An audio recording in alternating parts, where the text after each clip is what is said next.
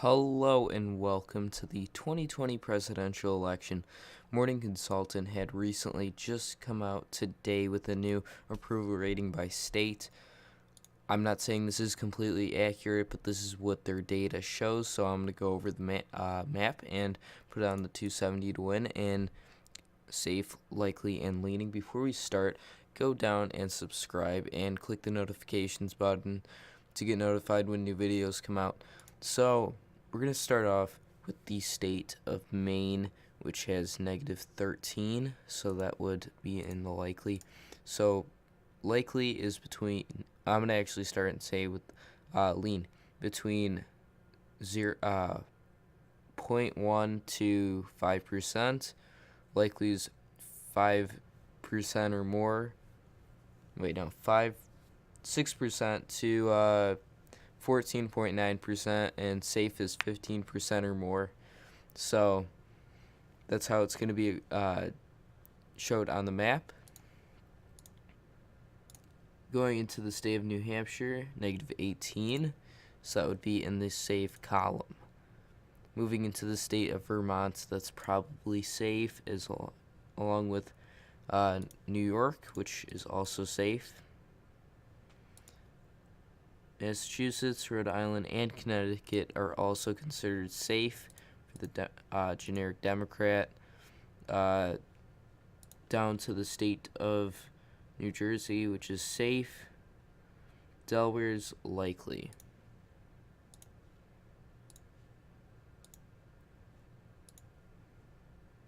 Going to the state of Maryland, it's also considered safe.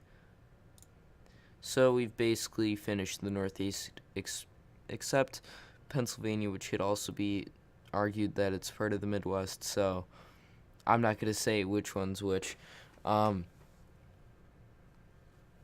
the state of Pennsylvania, which is -7, which that is likely. Into now state of West Virginia, which is safe, and Virginia would be lean.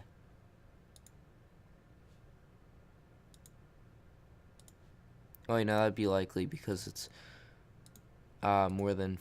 Wait, no. Did I say? Yeah, 5.1% is for likely.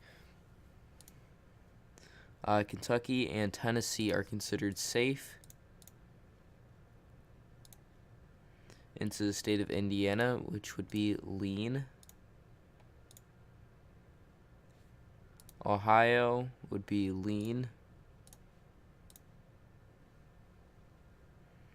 North Carolina has 0, so I'm going to put it into tilt just because this went to Trump last time. If any of the states are 0 and let's say it went to Hillary Clinton, it would go to the Democrat again. But if it's 0 and it went to Trump, I would put it in Trump's column. Into the state of South Carolina, it's 12, so that's likely. Into the state of Georgia, -1, so that would be lean, not Alabama. Into the state of now Florida, which is -2, so that's also lean. Alabama, safe. Mississippi, also safe. Into the state of Illinois, which is probably safe, which it is.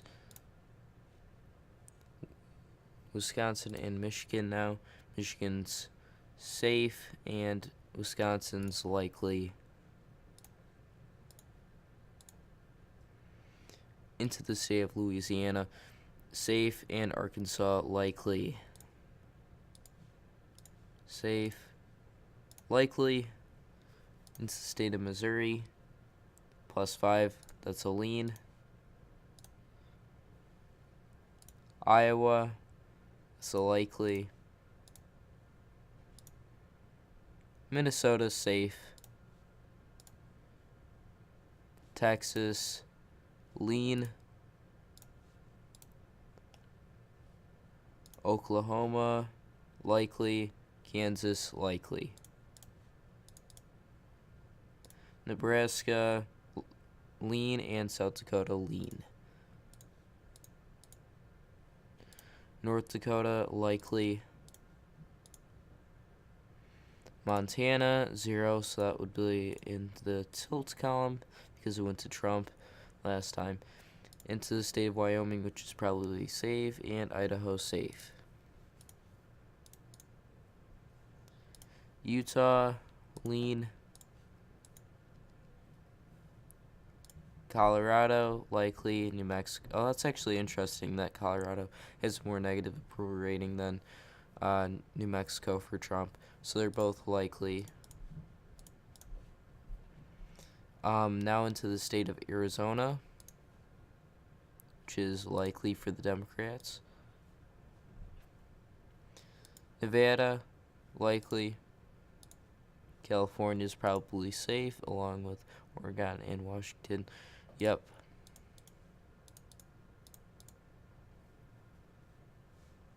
Into the state of Alaska is lean, and Hawaii is safe. So this would definitely give whoever the Democrat is a win, but this is most likely would not even be close to the results. South Dakota would definitely be safe. Same with Montana, North Dakota, Utah possibly in the likely because if Evan McMullin runs again or a third-party Republican. Oklahoma was one of the most Republican states in 2016 with voting almost 70% to Trump. Most likely if North Carolina goes to the District of Columbia. Most likely if North Carolina goes to Trump, Georgia will go as well, and I think Florida has a higher chance if North Carolina and Georgia go to Trump. And North Carolina is usually the one that kind of similar to Florida in a way in voting. In the state of Arizona, I could see it going to a Democrat, but in this case, I don't think it would go that far. In Maine, it doesn't have the 2nd congressional district, but I will actually give that to Trump in a lean and probably safe. That's probably how it would be broken down. And probably like this for Nebraska if it was like that. Probably third one would be likely. Michigan would not go safe at all. Wisconsin, possibly likely. Pennsylvania, possibly likely, but it would be very hard for a Democrat to put that into the likely column.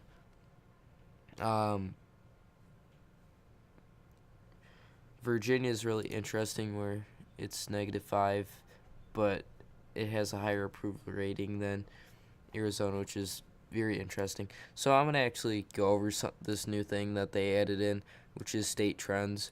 So we're going to go over the Rust Belt basically first. Pennsylvania. So they say we're actually going to take it later on because they had way too high approval ratings. It probably like a 48%, actually.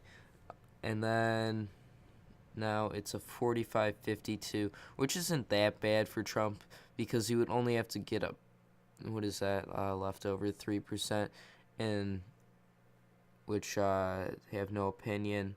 So I think even if you disapprove of the president, look at some of the states in 2012 where Obama seemed really close in 2012, but it actually wasn't, which was also interesting, where surprisingly Obama won the state of Florida and Virginia,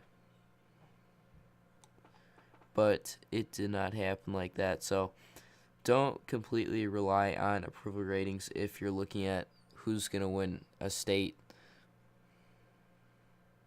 Like, if you look at from here to here, it's only dropped, 3%, but the disapproval raise, 2%. And if you put in third parties, it's probably about 48% of people voted for Trump, and about the same for Clinton. So it's only about 3% off for voting. So that's actually not that bad.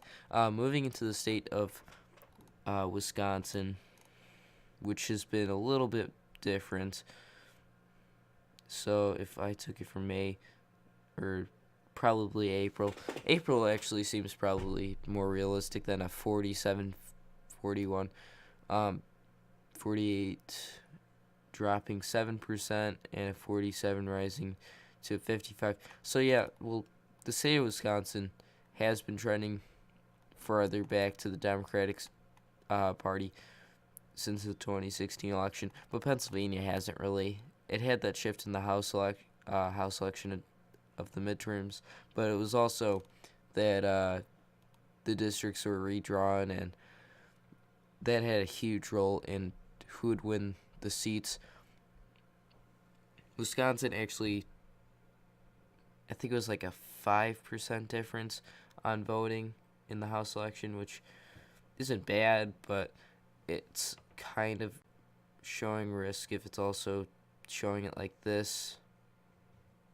Pennsylvania, it just was like a lot of the Democratic districts didn't have Republicans running, which I see their point, because like who would want to run in Pittsburgh when they know they're going to lose?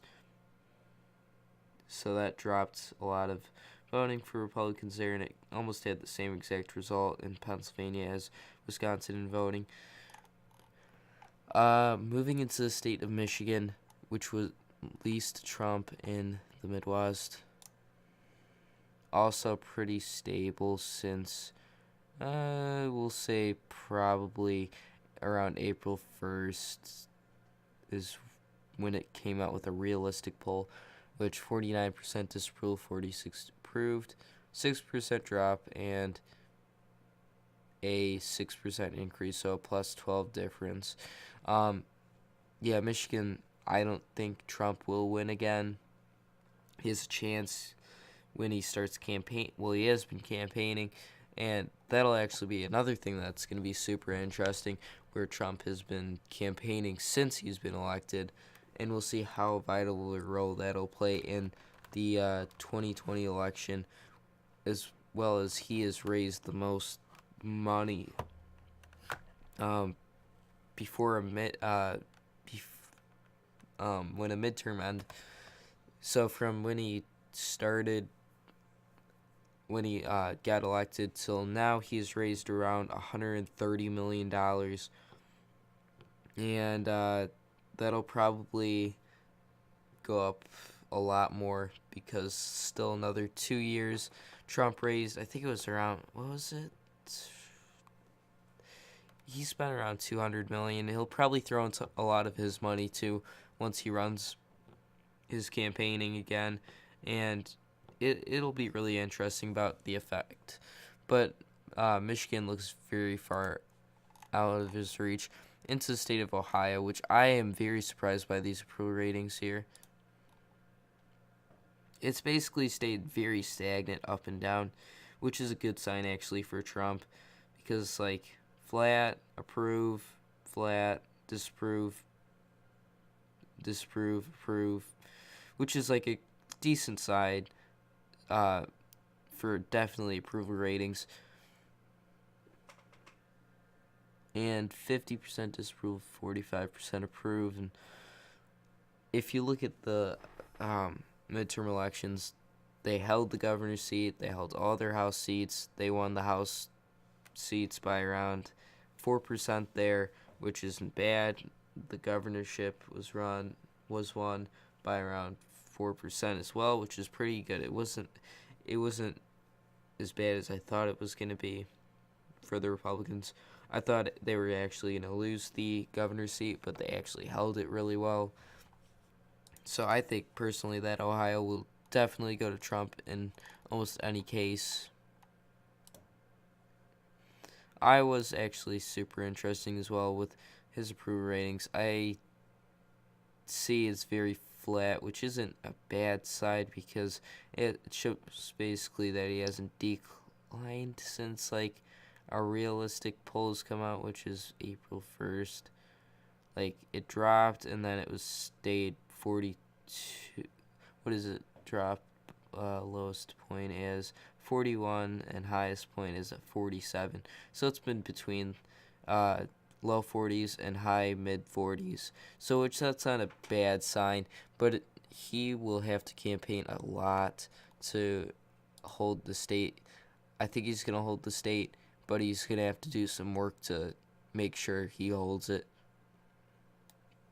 We're going to go into the state of Florida, which is another vital state for Trump, which he did. The Republicans did amazing in 2018. They only lost 2 House seats, which was expected, but they held the governor's seat and they flipped the Senate seat, which was really good news because the senator was also very popular and Rick Scott was decently popular, and I thought it was I thought he was gonna win it. The Republican Rick Scott, he did, but it was very interesting. Where is Florida? Here. This is a pretty good sign where it's just straight line. It's a swing state. It's just showing prove, disprove. It's actually showing more approving than disapproving. There's only a few bumps of disapprove. When government shutdown happened, now you see it's starting to return again. Plus 2% change in the last months. And then, what is that, 3% difference? So, no difference. Yeah, basically, yeah, it's showing pretty good signs there. Georgia, where's Georgia? There it is. Georgia, same case, but mostly approved. Just a few bumps of disapproving. Good sign for him. North Carolina, same case, but mostly approving.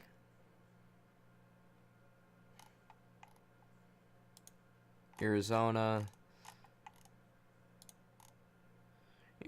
is actually the biggest point where he actually didn't do too well was when the government shutdown started, where he was approving before it, and then, well, midterms it was pretty flat, and then he got very high disapproval and low approval, which he's going to have to do some work in Arizona to win that state, which it's in his favor, but it's just going to be a lot closer than it was. What other states are considered swing states?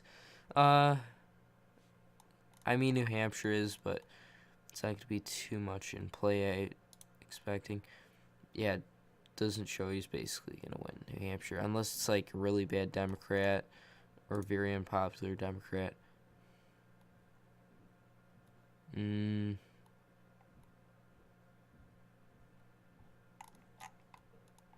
Nevada might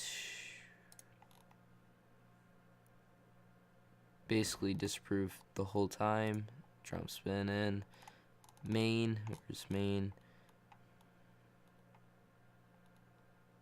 Oh wait, Texas, I didn't go over that.